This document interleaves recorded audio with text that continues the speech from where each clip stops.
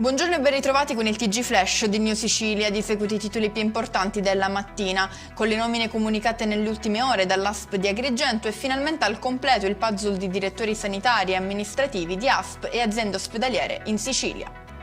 A distanza di 42 anni dall'uccisione del generale Carlo Alberto Dalla Chiesa, le più importanti cariche italiane ricordano oggi gli eroi caduti per mano della mafia il 3 settembre dell'82 in via Carini a Palermo. Presente alla commemorazione anche il presidente Schifani, che ha deposto una corona di alloro sul luogo della strage. Lutto nel mondo della televisione siciliana, è morto a 70 anni Natale Zennaro, storico regista di Antenna Sicilia. Una perdita enorme per il mondo della televisione e per tutti coloro che hanno avuto il privilegio di conoscerlo. È solo uno dei tanti messaggi che in queste ore hanno inondato il web.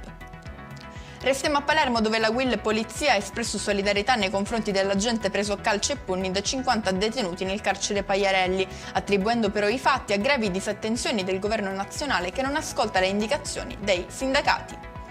Si cerca a Messina una ragazza 25enne che si è allontanata ieri da casa con il figlio di 3 anni. La donna di origine srilankese non risponde al cellulare e sembra non aver lasciato tracce. Si indaga per ritrovare madre e figlio.